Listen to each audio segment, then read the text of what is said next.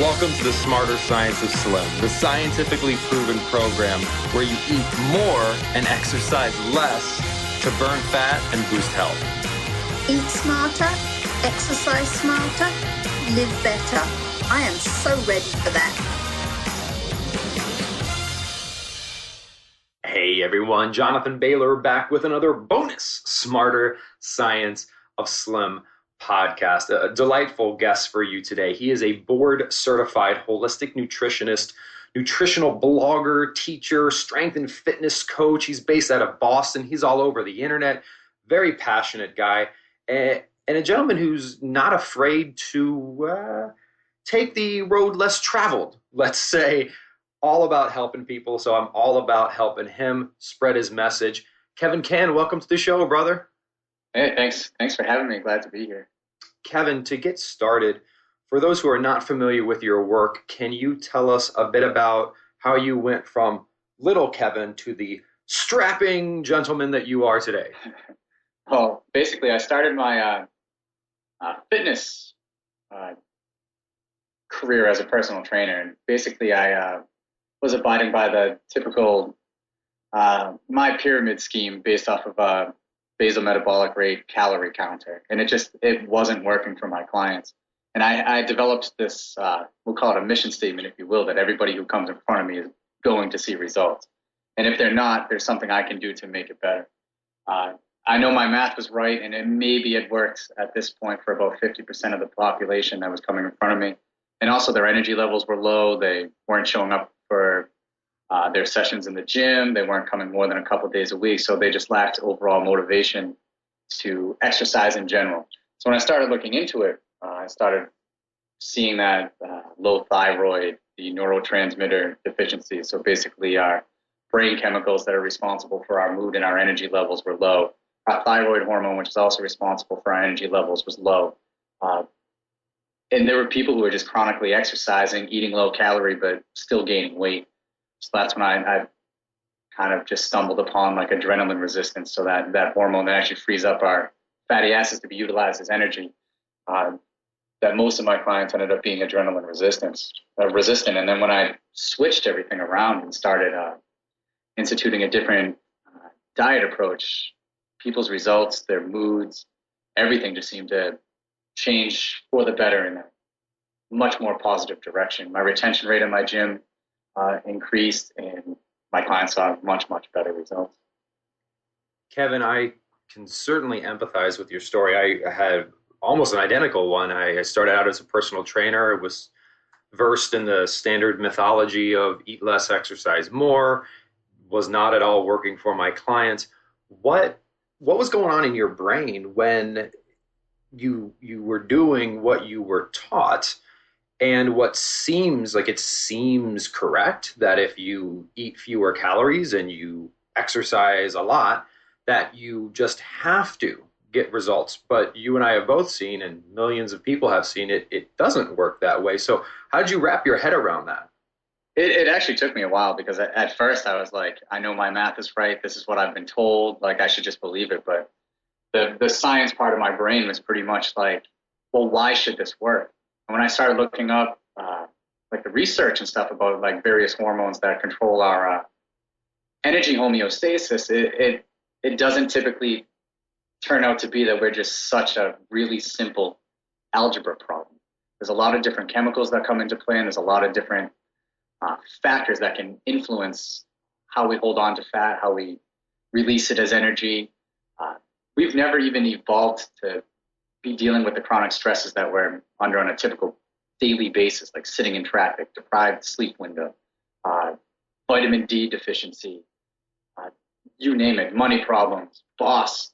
Even people who don't think they're stressed out, they are.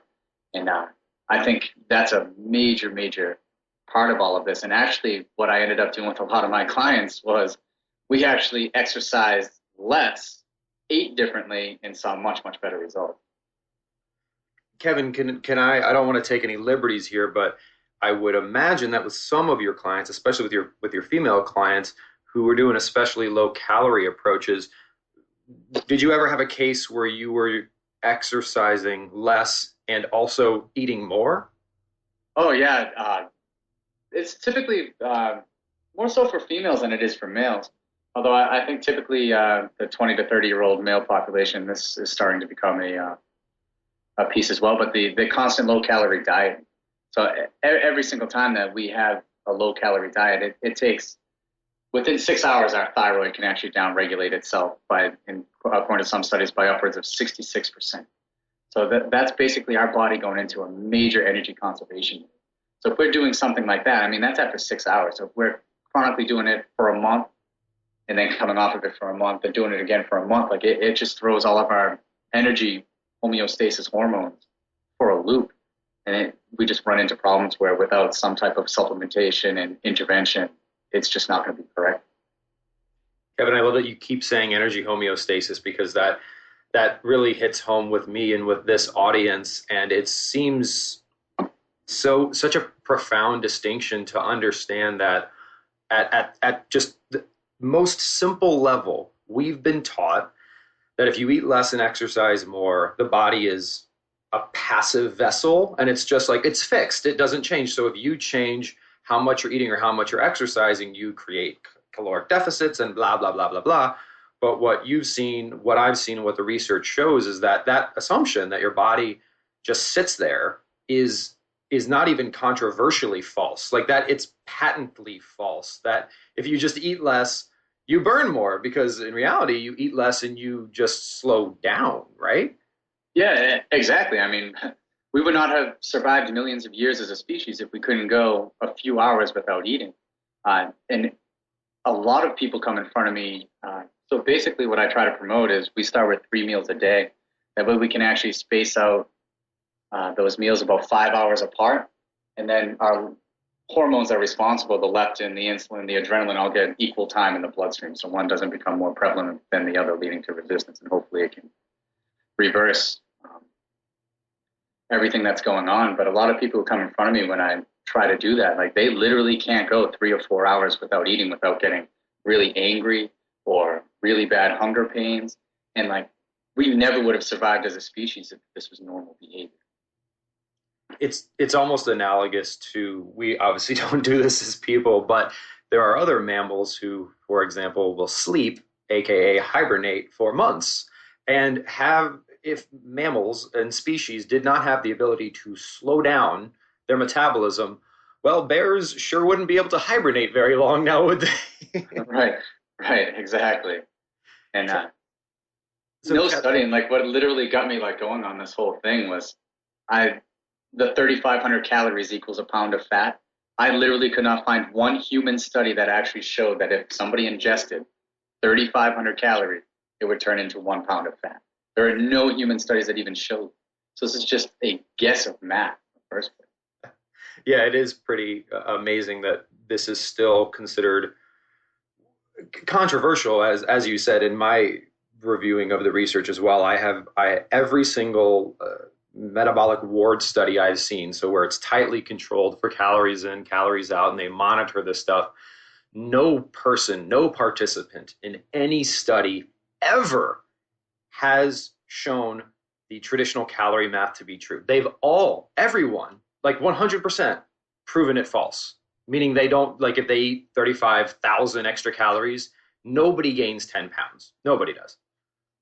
Right, and then we're still under the whole principle of, well, let's do some simple math, take 500 calories off a day, there's your pound a week. And and that's literally the problem I ran into when I first started my business, and it did not work. And it actually was kind of embarrassing when, you feel like you're a professional in the field and you're directing people in a certain way. It's not working. Well, I appreciate that you, Kevin, took a step back and didn't take what seems to be a common approach in that situation, which is, well, client, you must just not be working hard enough, because just try harder, right? Like that is the common response, it seems. It is, and you know what? And that's probably the worst thing that people can do. We end up low calorie eating and then over exercising. And basically it just throws our stress levels through the roof. So that adrenaline that I mentioned earlier, that's actually responsible for releasing our fat stores, we get so much of it that we become resistant to it. So we end up putting ourselves in a really good spot of getting really, really good at storing body fat and really, really bad at releasing it. So this is where we can run into those problems where we still low calorie diet, exercise a lot, but can't lose weight or even in some cases continue to gain weight. Kevin, the fact that you use the phrase, we can get really bad at burning fat, I think that in and of itself is a bit of a paradigm shift for people because we see naturally thin people. We all have naturally thin friends or coworkers who we may resent on a subconscious level because they don't watch what they eat, they don't exercise, and they stay slim. And we now know, and as you've seen, you can look and see, like, biologically, here's what makes a naturally thin person good at burning fat, and here's what makes someone who is metabolically dysregulated bad at burning fat. What are some of those differences?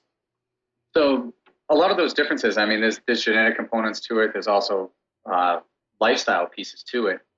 But it all kind of ties into those energy homeostasis hormones that I was talking about. So some people are just genetically more prone to stress. So they're going to be the ones who are producing an excess amount of adrenaline, causing that adrenaline resistance in the first place. And then if we do low-calorie dieting on top of it and we're eating the wrong types of sugary foods, we can induce insulin resistance. So then we need more insulin to treat it, to actually take care of all of the blood sugar, and then more adrenaline, and it becomes a very cyclical approach. And then leptin is a hormone that actually kind of controls our satiety and how much fat we store. So when we look at ourselves in the mirror, we see an image. Our brain doesn't actually see that same image. Our brain responds to that hormone leptin. So however much leptin is being brought into the brain is actually kind of telling it where we are for body weight. But the more we get, the more resistant we get. So then we're not hearing those signals. So as leptin levels rise, we should be getting full. But if we're resistant to it, it's like making a phone call with nobody answering on the other end. And there are numerous things that lead to this, like deprived sleep, vitamin D issues, poor stress management, genetic factors, you name it, food choices. And I think just some people are more prone to have issues than others. And it's not to say that the people who are naturally skinny aren't having other type of health problems at the same time. Exactly. Kevin, it's easy for people to hear this message of homeostatic regulation of weight and jump to the other end of the spectrum. Right on one end of the spectrum, it's like calories, calorie math, it's all calories. And then people hear the proven science rather than this metabolism mythical math, and they say, oh, okay, calories don't matter at all. Like, not at all. It seems like that's also not true. Yeah, no, calories do matter, but I think, obviously, like, studies have shown that if we overconsume, we will gain weight. However, I think overconsumption of food is a symptom of some type of metabolic dysfunction going on. So, say leptin resistance. So if our leptin levels are rising and our brain's not hearing the message to stop eating, we're going to continue to eat. So it's trying to figure out what's causing that leptin resistance, removing that factor and trying to reset those homeostatic hormones. It's not about taking the calories away, because like I had said before, like even in that case of somebody who's over consuming food, if we remove food, they're still going to downregulate thyroid hormones. So it's making sure that they're eating enough, they're meeting all nutrient demands, but they're also eating the right foods, hopefully the right meal timing, getting the right amount of sleep, getting outside, getting some sun, doing some type of stress management. Like it's a whole spectrum. To be healthy, it's not all about one symptom, one solution. I think there's a whole wide array of stuff that comes into this picture. Even the term overeating, Kevin, it seems we need to revisit that, because if you look at overeating studies, for example, where you have metabolically functional people rather than metabolically dysfunctional individuals, when they try to overeat, it's hard. Like, overeating by definition is an uncomfortable state.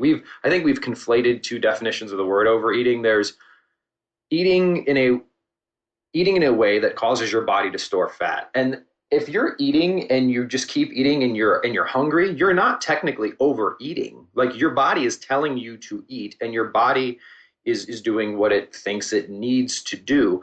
Overeating, it seems, is a very painful state. Like, we've all overeaten before, and it's not something you want to do. You feel bloated and terrible, and it's horrible. So it seems like the underlying cause of overeating, as it's traditionally defined, which is eating in a way that makes you gain fat, is just because your body isn't giving you the signals that would otherwise make it painful to do that.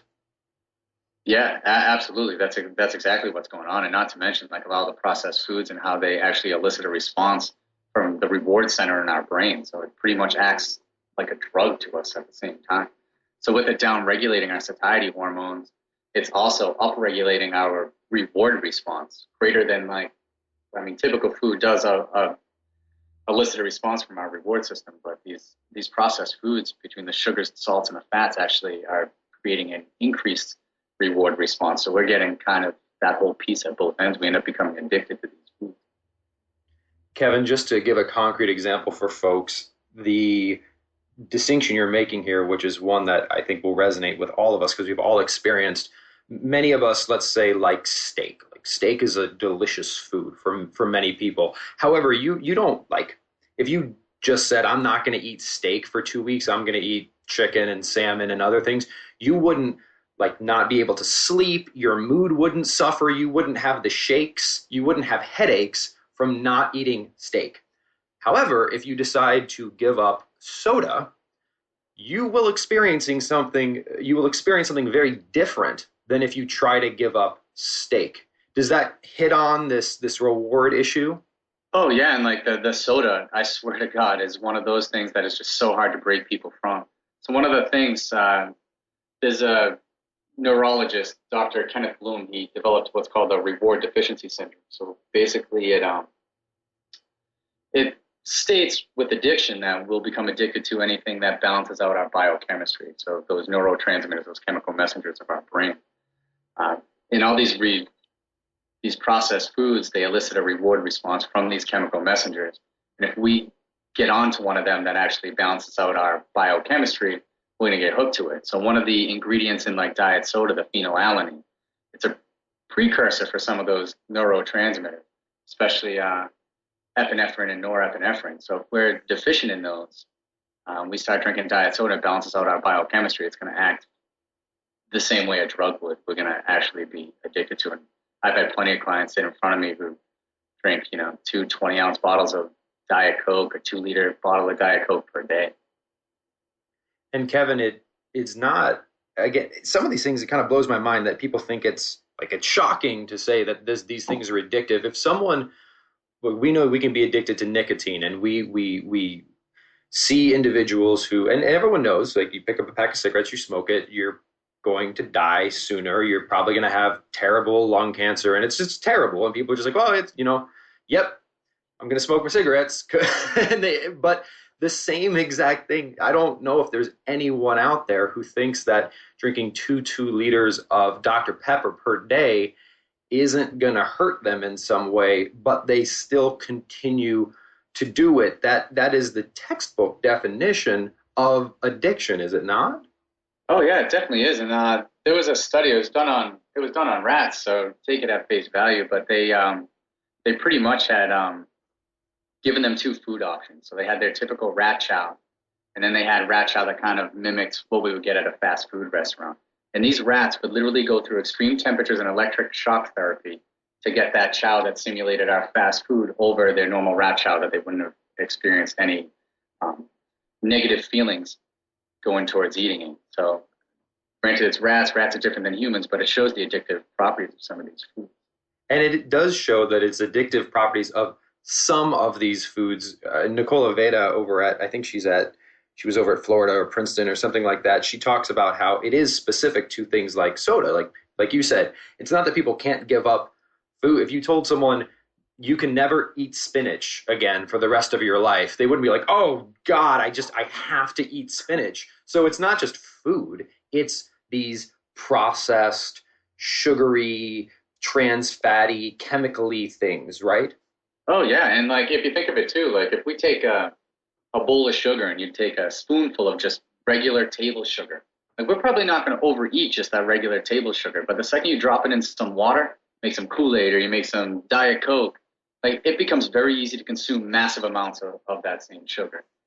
So if anything, just take out the sugar and water. Drinks in general are just absolutely awful when it comes to this.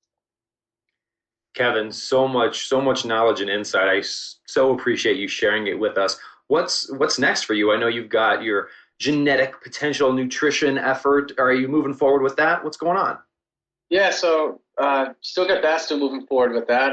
I'll be speaking at the Transform Your Health World Summit. Pretty much runs from October 1st to October 10th. It's free. You can sign up right online. There's some great speakers that are speaking there, I think 31 in all.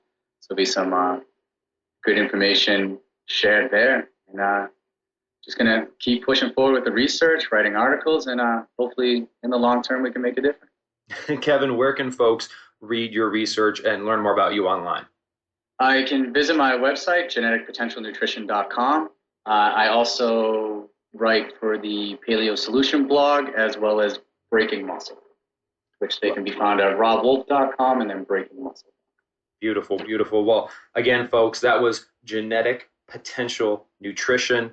Our wonderful and insightful guest today was Kevin Cann. Kevin, thank you so much for joining us. Thanks for having me. It was great.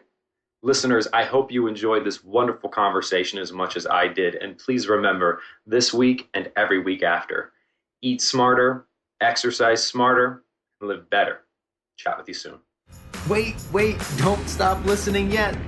You can get fabulous free SANE recipes over at carriebrown.com. And don't forget your 100% free eating and exercise quick start program, as well as free, fun, daily tips delivered right into your inbox at bailorgroup.com. That's BAILOR group.com.